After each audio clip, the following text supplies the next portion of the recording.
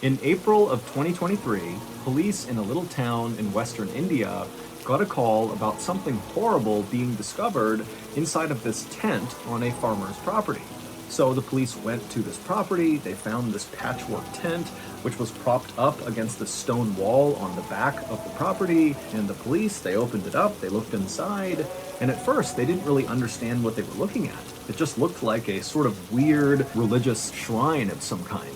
But upon closer examination, they realized what they were looking at was actually something very dark. This is one of those stories that goes in a totally random direction at the end, and I must warn you, it's quite graphic, so viewer discretion is advised. But before we get into that story, if you're a fan of the strange, dark, and mysterious delivered in story format, then you've come to the right place because that's all we do, and we upload once a week. So, if that's of interest to you, the next time the like button is not looking, secretly replace their medical marijuana stash with an ornery 200-pound Komodo dragon. Also, please subscribe to our channel and turn on all notifications so you don't miss any of our weekly uploads. Okay, let's get into today's story.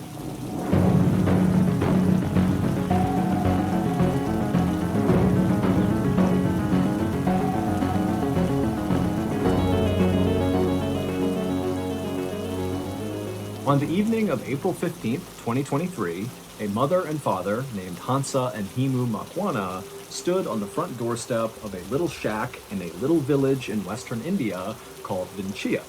With these two parents were their two kids, a son and a daughter, who were 12 and 13 years old respectively, and they were really excited because tonight they were going to be spending the night with their uncle and their cousins who lived in this shack right in front of them. And so moments later, the door to this shack opened up, and immediately the two kids ran inside calling out for their cousins, and the uncle who had opened the door, he just smiled and said hello to Himu and Hansa, and the parents, they're calling after their kids to, please behave, listen to your uncle, be good, but they were already gone. And so finally the uncle said, don't worry, they're fine, we'll have a great night, we'll see you tomorrow. And so Himu and Hansa thanked him very much, and then they turned around, they grabbed each other's hands, and began walking out towards the dirt road that would take them back to their own home. The village that Himu and Hansa and their kids and their uncle and their cousins all lived in was a very poor, rundown farming community where for the most part people worked really hard but barely got by. But this night, as Himu and Hansa walked along this dirt road, passing by the shacks and tiny apartments and fields and livestock that were kind of all over the place, they weren't thinking about, the struggles of daily life in this village. Instead, they were thinking about how beautiful the village was that night. The sun was starting to set, and so the sky was this beautiful orange, and all the cows that had been out that day kind of wandering around the village were all starting to stand up and make their way back towards their stables for dinner, and with every step the cows made, the little bells on their neck would ring out. And so the scene in front of Himu and Hansa was so beautiful and peaceful that for a moment they just stopped on the road and kind of took in the sights and sounds. And then at some point, a group of cows who were making their way to their stable came up onto the road right where Himu and Hansa were, and very quickly the couple stepped back to make sure no mud or dirt got kicked up on their clothes. Now, Himu and Hansa were farmers by trade, and so on most days they would wear clothes that were covered in mud and dirt. But this night was different. Himu and Hansa were wearing their finest outfits, and they were not about to get them dirty. Hansa had on her beautiful red dress, and Himu was wearing a starched white button-up shirt. After the cows had crossed the road and suddenly the path was clear again for Himu and Hansa to walk on, Himu paused before taking a step, and he turned and just looked at Hansa. And Hansa, who lately had been feeling quite down, appeared to be very happy and radiant. And so Himu just smiled at Hansa, and at some point Hansa looked up and smiled at him, and then before long they were holding hands again, strolling down the road. A little while later, the couple turned onto their street, and just up ahead on the left side, just off the road, they could see their home, which was a small concrete and brick structure. But when the couple actually reached their property, instead of going in the front door, they walked around their property into the back side where all their crops were. They were growing peanuts and cotton. And Himu and Hansa just walked straight back away from their house through these fields all the way to the very back of their property, which was marked by this huge stone wall that was as tall as Hansa was. And when they reached this wall, they also reached their tent. It was like this patchwork tent they had built, with one side being supported by the stone wall, and the other side, the side closest to them as they approached it, was supported by these pikes they had driven into the ground. Inside of this tent was the family's shrine to the Hindu god Shiva. And over the last couple of days, Himu and Hansa had been working on this new addition to the family shrine. It had been a lot of work, but it was finally done, and tonight, Himu and Hansa were finally going to be able to use it.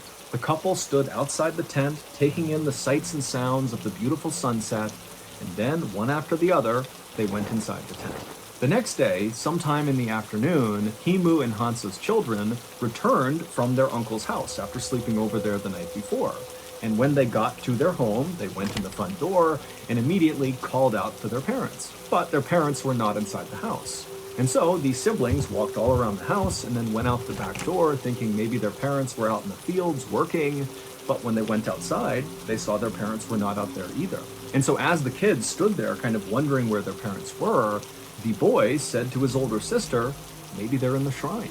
So the kids left the back of their house, they cut straight across the field, all the way to that back stone wall where they found the shrine, the tent that was propped up against the wall. And right away, the kids noticed something was off about the shrine.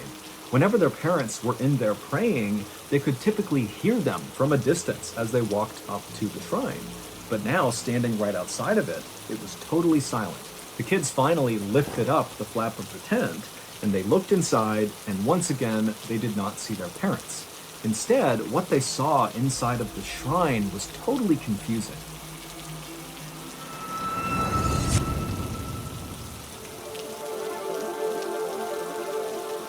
Once the news headlines fade about whatever terrible thing happened to them, the victims of violent crime and their families are often left to pick up the pieces of their shattered lives all on their own.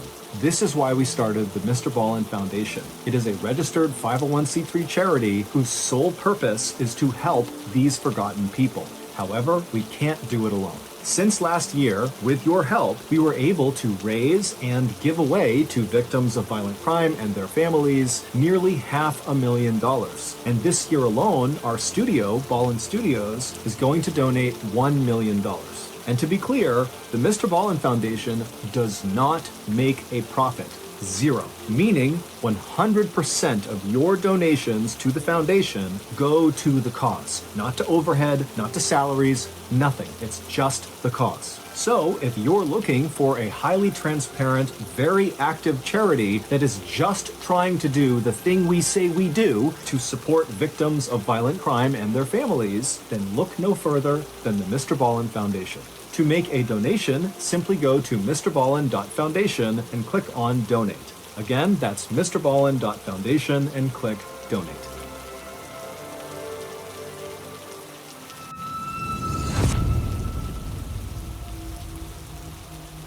The shrine, which their parents typically kept absolutely immaculately clean at all times, looked kind of dirty.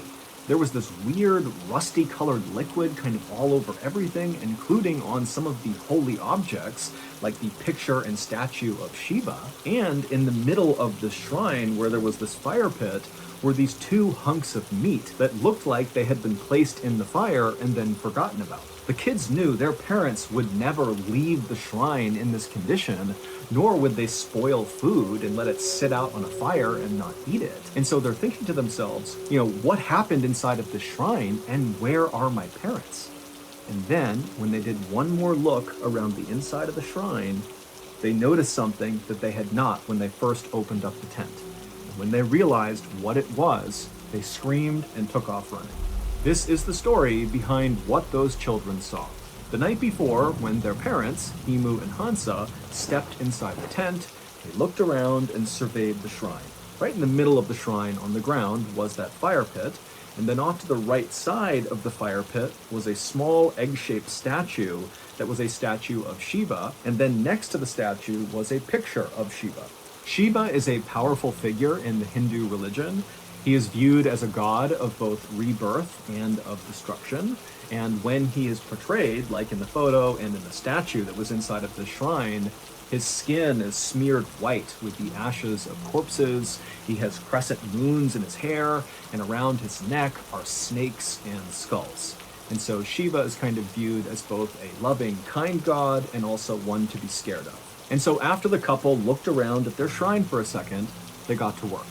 Even though that night it was very hot and muggy outside, the first thing the couple did was get some firewood off to the side inside of this tent, put it in the fire pit, and start a fire. And then after the fire was built, Hansa began sprinkling orange flower petals all around the statue and picture of Shiva.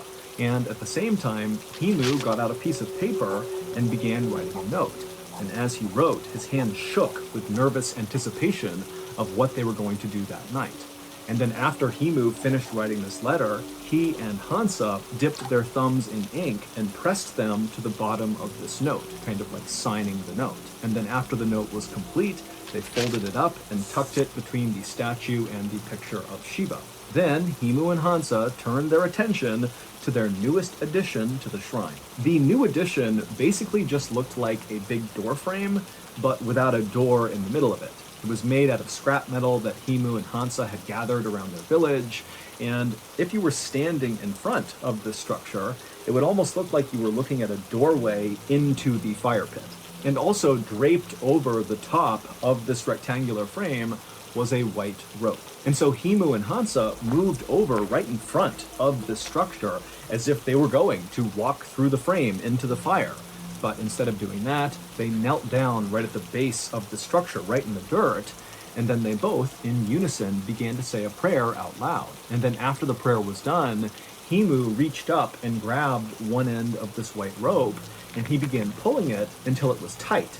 And then he pulled it a little bit more and a little bit more until he had it right where he wanted it, and then he held the rope steady. And then Himu, still holding onto this rope, along with Hansa, very carefully got down onto their bellies, Himu being very cautious not to give any slack to the rope or pull it any farther. And then once they were in position on their bellies, all they would have heard was the crackling of the fire in front of them, and all they would have felt was their hearts beating in their chest. Now, very likely, Himu and Hansa were terrified at this point, but this was their moment. They had come too far, and they knew they had to finish this ritual. And so, with one last loving look at each other, the couple nodded, and then turned their attention back to the fire, and then Himu let go of the rope. The rusty-colored liquid that Himu and Hansa's children would discover inside of this shrine the next day was Himu and Hansa's blood. And the two hunks of meat that their children saw in the fire pit were their parents' decapitated heads. The children realized this was the case when they scanned around the tent one more time and noticed their parents' headless bodies lying side by side at the base of the structure. That was what, of course, caused the children to run outside and go find the police. This new addition to the shrine, the metallic structure, was a homemade guillotine. A guillotine is a device that kills people by cutting off their heads. The white rope that Himu had pulled on was connected on one side to a very heavy metal blade. And so when he was pulling the rope, he was pulling that blade up off the ground until it was positioned right above them. And then he held it steady. And then when he let go, the blade fell straight down, striking the backs of their necks, decapitating them instantly and sending their heads rolling forward into the fire, as designed. When the police arrived at this shrine, they would find that letter that Himu and Hansa had written and then signed with their thumb, tucked near the statue and the picture. And in this note, Himu and Hansa would not give a reason for why they did this, but they would say, "This was our choice, we wanted to do this, we just ask that our living family members take care of our children and our elderly parents." No one has been able to give a reason for why Himu and Hansa intentionally decapitated themselves and then let their heads burn in a fire. Their family has said there was no indication that the couple was going to commit suicide. I mean, they seemed happy, they were not financially well off, but they were not financially struggling either. It seemed like their life was good, and so basically this whole thing came out of left field. As for the police, they believe that Himu and Hansa must have been performing some sort of black magic ritual where they believed if they lopped their heads off and allowed them to roll forward and burn in this fire, that somehow would bring them closer to perhaps Shiva or some other god or some other higher power. But as of today, no one knows. So that's going to do it. If you enjoyed today's story, remember we have hundreds more stories just like this one on our podcast, the Mr. Ballin Podcast. And many of those stories on the podcast are exclusive, meaning you can only get them on the podcast. The podcast is available exclusively on Amazon Music.